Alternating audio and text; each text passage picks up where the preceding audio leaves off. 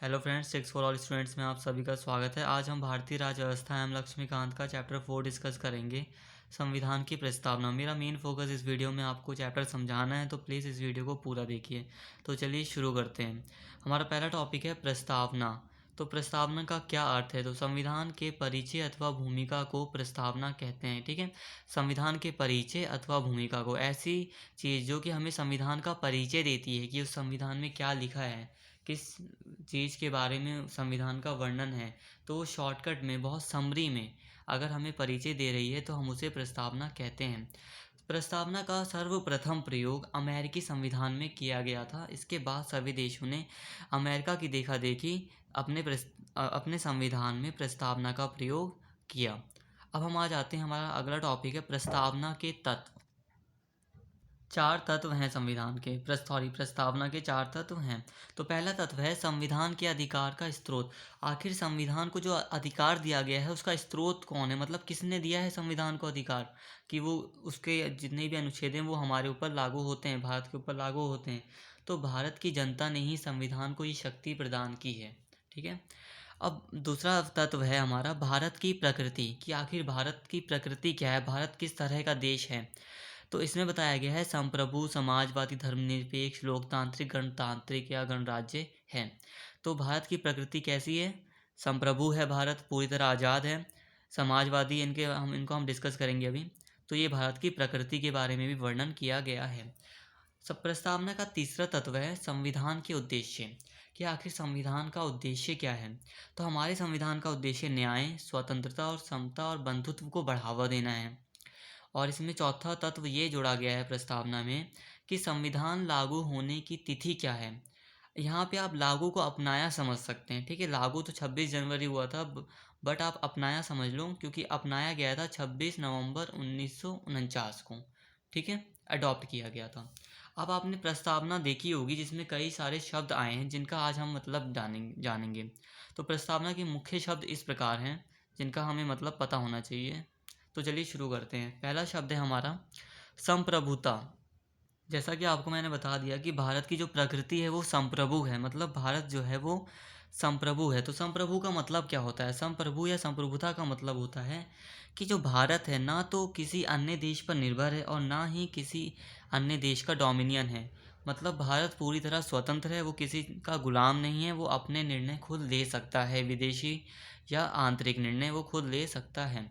जैसा कि आपको पता होगा 1949 में भारत ने राष्ट्रमंडल की सदस्यता स्वीकार की। राष्ट्रमंडल उन देशों का संगठन है जो कि ब्रिटेन के गुलाम थे, और इस राष्ट्रमंडल का जो अध्यक्ष है, वो जो प्रमुख है वो ब्रिटेन है।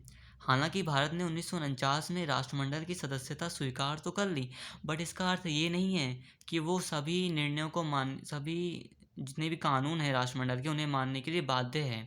भारत अपनी मर्जी से ही उन कानूनों को स्वीकार करता है या अस्वीकार कर सकता है। मतलब भारत पूरी तरह स्वतंत्र है। संयुक्त राष्ट्र का सदस्य है भारत, संयुक्त राष्ट्र का सदस्य है और इसलिए वो अंतर्राष्ट्रीय कानूनों को मानता है। इसका मतलब ये नहीं है कि वो ये अंतर्राष्ट्रीय कानूनों को मानने के लिए बाध्य है, कोई ज़बरदस्ती नहीं है। क्योंकि भारत पूरी तरह स्वतंत्र है तो वो अपने निर्णयों को खुद भी ले सकता है, बट वो शांति के लिए, अंतर्राष्ट्रीय शांति के लिए संयुक्त राष्ट्र के जो कानून है उनको मानता है, उनको फॉलो करता है। बट इसका मतलब ये नहीं है कि वो स्वतंत्र नहीं है। भारत पूरी तरह संप्रभु है।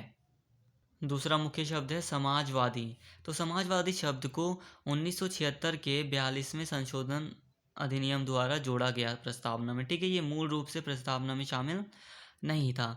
तो समाजवादी शब्द का अर्थ है कि भारतीय समाजवाद, और एक बात और बतानी है कि जो भारतीय समाजवाद है वो अलग है थोड़ा। तो भारतीय समाजवाद लोकतांत्रिक समाजवाद है। ठीक है, समाजवाद का यहाँ पर जो अर्थ है भारत के लिए वो है लोकतांत्रिक समाजवाद। तो भारतीय समाजवाद लोकतांत्रिक समाजवाद है, ना कि राज्याश्रित या साम्यवादी समाजवाद। ठीक है, तो लोकतांत्रिक समाजवाद का अर्थ होता है मिश्रित अर्थव्यवस्था में आस्था।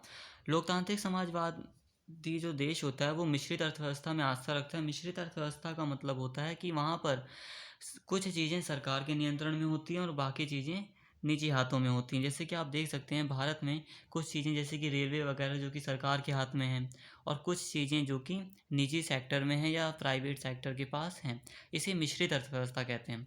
बट जो साम्यवादी समाजवाद होता है उसमें क्या होता है कि निजी संपत्ति का उन्मूलन होता है, मतलब वहाँ पे निजी संपत्ति हो ही नहीं सकती या बहुत ही ना के बराबर होती है। ज़्यादा से ज़्यादा चीज़ें सरकार अपने हाथों में ले लेती है और वही सबका बंटवारा करती है। जैसा कि आप देख सकते हैं, जो रूस वगैरह हैं तो साम्यवादी देश थे पहले और अभी भी हैं वैसे तो। अब हमारा तीसरा शब्द है धर्मनिरपेक्ष। धर्मनिरपेक्ष को शब्द को भी 1976 के 42वें संशोधन द्वारा शामिल किया गया प्रस्तावना में। इसका अर्थ है कि सभी व्यक्तियों को किसी भी धर्म को मानने की स्वतंत्रता। तो कुछ प्रावधान किए गए हैं भारतीय संविधान में, जैसे कि धार्मिक स्वतंत्रता का प्रावधान, ठीक है, उसके माध्यम से धर्मनिरपेक्ष राज्य को सुनिश्चित किया गया है। हमारा चौथा शब्द है लोकतांत्रिक। तो आपने देखा होगा ना कि भारत एक लोकतांत्रिक देश है, प्रस्तावना में लिखा है।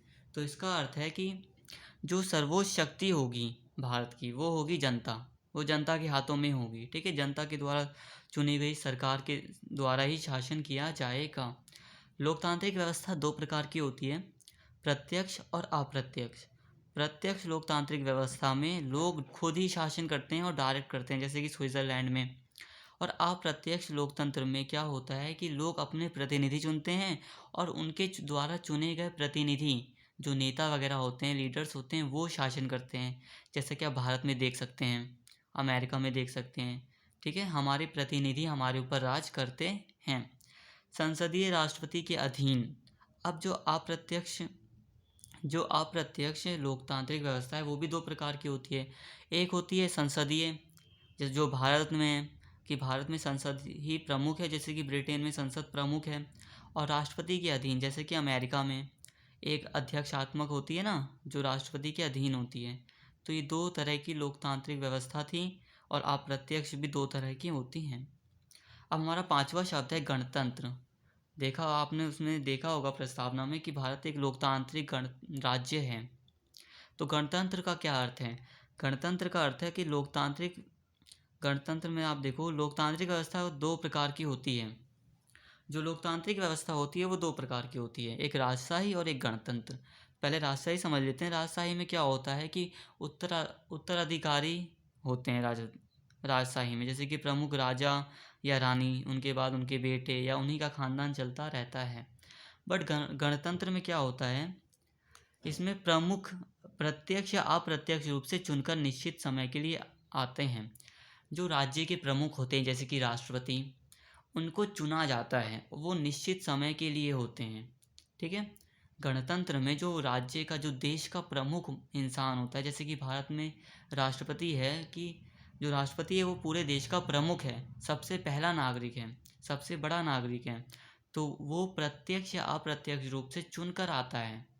बट इंग्लैंड में, ब्रिटेन में क्या होता है, वहाँ का जो प्रमुख है, सबसे बड़ा नागरिक है, वो कौन है? वहाँ की रानी। अभी इस टाइम तो वहाँ की रानी एलिजाबेथ है, फिर आगे चल के उन्हीं के खानदान का कोई और होगा। अब हमारा सिक्स्थ शब्द है न्याय।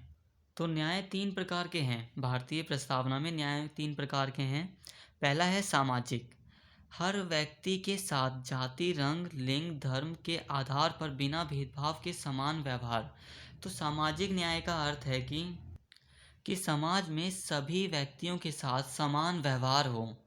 जाति, धर्म, जाति, रंग, लिंग के आधार पर किसी प्रकार का भेदभाव ना हो, सभी के साथ समान व्यवहार हो, किसी के पास विशेष अधिकार ना हो समाज में। इसे हम कहते हैं सामाजिक न्याय। अब हमारा दूसरा न्याय है आर्थिक न्याय। तो आर्थिक आधार पर भेदभाव नहीं होना चाहिए। आर्थिक न्याय में ये सुनिश्चित किया जाता है कि पैसे के आधार पर किसी के साथ भेदभाव ना हो। ऐसा ना हो कोई गरीब है कोई अमीर है, आर्थिक स्थिति के आधार पर किसी के साथ भेदभाव नहीं होना चाहिए। और जो आर्थिक असमानता है कि कोई तो बहुत ज़्यादा अमीर है, हद से ज़्यादा अमीर है कोई, और कोई हद से ज़्यादा गरीब है, तो जो आर्थिक असमानता है उसको भी दूर किया जाए, जो कि राज्य करेगा। ये आर्थिक न्याय है। हमारा तीसरा न्याय है राजनीतिक न्याय। इसमें क्या है कि सभी को समान राजनीतिक न्याय प्राप्त हों। ये न्याय सुनिश्चित करता है कि सभी को समान राजनीतिक न्याय प्राप्त हों, ठीक है। जैसे कि वोट देने का अधिकार, मतदान वगैरह जो भी है, तो ये राजनीतिक अधिकार हैं। जो दफ्तर वगैरह होते हैं सरकार के, उसमें जब हम जाते हैं और हमारे कुछ राइट्स होते हैं वहाँ पर, तो हम उसे राजनीतिक अधिकार कहते हैं। तो ये जो न्याय हैं वो राजनीतिक न्याय सुनिश्चित करता है। ये तीनों जो न्याय हैं वो हमने रूसी क्रांति से लिए हैं, जो कि 1917 में हुई थी। अब हमारा सातवां जो शब्द है वो है स्वतंत्रता। स्वतंत्रता, समता, बंधुत्व, जो ये तीन शब्द हैं वो फ्रांस की क्रांति से लिए गए हैं। ठीक है, 1789 की फ्रांस की क्रांति से ये तीनों शब्द लिए गए हैं। स्वतंत्रता का अर्थ है कि लोगों की गतिविधि पर किसी प्रकार की रोक टोक ना होना, मतलब लोग जो भी कर रहे हैं उनको करने दिया जाए, ये स्वतंत्रता का असली अर्थ है। बट भारतीय संविधान में स्वतंत्रता जो है तो वो इस प्रकार है: स्वतंत्रता के अधिकार का प्रयोग संविधान में लिखी सीमाओं के भीतर ही किया जा सकता है। मतलब जो भारत ने लोगों को स्वतंत्रता दी है, उसका जो प्रयोग है वो संविधान में लिखी सीमाओं के अंतर्गत ही हम कर सकते हैं। ऐसा नहीं है कि आपकी स्वतंत्रता है कि आप कुछ भी करो, बट ऐसा ना हो कि आपके कुछ भी करने से किसी दूसरे को तकलीफ हो, तो ये आपकी स्वतंत्रता नहीं है। ओके, अब हमारा जो लिखा है यहाँ पे इम्पोर्टेंट टॉपिक है प्रस्तावना मौलिक अधिकारों के जरिए। अब देखिए, जो प्रस्तावना है वो मौलिक अधिकारों के जरिए, फंडामेंटल राइट्स के जरिए अभिव्यक्ति, विश्वास, धर्म और उपासना की स्वतंत्रता सुरक्षित करती है। भारतीय संविधान जब आप प्रस्तावना आप पढ़ेंगे तो आप पाएंगे कि अभिव्यक्ति, विश्वास, धर्म और उपासना की स्वतंत्रता, तो ये कैसे सुनिश्चित हो रही है? मौलिक अधिकारों के जरिए। अब हमारा आठवां शब्द है जो है समता। समता का अर्थ है कि समाज में किसी भी वर्ग के पास विशेष अधिकार ना हो, विशेष अधिकारों की अनुपस्थिति हो। ठीक है, ऐसा ना हो कि किसी जाति के पास कई विशेष अधिकार हैं, जैसा कि आप जान सकते हैं पहले हुआ करते थे कई जातियों के पास विशेष अधिकार, बट ऐसा नहीं होना चाहिए समाज में, तभी हम उसे कह सकते हैं कि वहाँ पर समानता है। तो समानता का अर्थ यही है कि विशेष अधिकार ना हो, विशेष अधिकारों की अनुपस्थिति हो और बिना किसी भेदभाव के साथ सभी व्यक्तियों को समान अवसर प्रदान किए जाएं। अपने विकास के लिए सभी व्यक्तियों को समान अवसर प्रदान किए जाएं ताकि सब अपना बराबरी के साथ विकास कर सकें। अब समता के 3 आयाम हैं भारतीय संविधान में। समता का पहला आयाम है नागरिक आयाम, नागरिक समता। तो नागरिक समता का अर्थ है कि सभी नागरिकों को समानता का अधिकार, जो कि दिया गया है अनुच्छेद 14 से लेकर 18 तक। अब नागरिक समता को सुनिश्चित करने वाला पहला अनुच्छेद है अनुच्छेद 14, जो कि सुनिश्चित करता है विधि के समक्ष समता। और अनुच्छेद 15 धर्म, जाति, लिंग या जन्म स्थान के आधार पर मूल वंश के आधार पर जितना भी भेदभाव होता है उसका निषेध करता है, उसका प्रतिषेध करता है। इसी प्रकार अनुच्छेद 16 है कि जो सरकारी नौकरियां हैं उनमें जो भी अवसर मिलें सबको समान रूप से मिले, सभी लोग अब नौकरी के लिए आवेदन कर सकें। और अनुच्छेद 17 अस्पृश्यता का अंत करता है, जिससे कि सभी को समानता मिले, नागरिक समानता मिले। और अनुच्छेद 18 भी उपाधियों का अंत करता है कि ऐसा ना हो कि किसी व्यक्ति को महाराजा या राजा की उपाधि दे दी जाए और उसको विशेष अधिकार दे दिया जाए। राजनीतिक समता को सुनिश्चित करने वाले 2 अनुच्छेद हैं। अनुच्छेद 325, पहला अनुच्छेद जो 325 है वो कहता है कि किसी भी व्यक्ति को धर्म, जाति या लिंग के आधार पर मतदाता सूची में शामिल करने अयोग्य करार नहीं दिया जाएगा। और जो अनुच्छेद 326 है वो कहता है कि जो लोकसभा और विधानसभा के चुनाव होंगे वो वयस्क मताधिकार के आधार पर होंगे। इससे हमें पता चलता है कि ये दोनों अनुच्छेद राजनीतिक समता को सुनिश्चित करते हैं कि सभी को राजनीतिक अधिकार दिए जा रहे हैं। अब हमारा तीसरा है आर्थिक समता को सुनिश्चित करने वाला अनुच्छेद है अनुच्छेद 39। ये एक राज्य का नीति निर्देशक सिद्धांत है। ये सुनिश्चित करता है कि समान वेतन के लिए, समान काम के लिए समान वेतन मिले। अब हमारा अगला शब्द है बंधुत्व। बंधुत्व का अर्थ है भाईचारे की भावना। तो संविधान एकल नागरिकता और मौलिक कर्तव्य के माध्यम से बंधुत्व को सुनिश्चित करता है। एकल नागरिकता, जैसे कि हम सभी भारतीय हैं, तो इससे बंधुत्व की भावना को प्रोत्साहन मिलता है। और मौलिक कर्तव्य अनुच्छेद 51 का कहता है कि सभी भारतीय का यह कर्तव्य है कि वो धर्म, जाति के आधार पर जो विविधता है उनसे ऊपर उठकर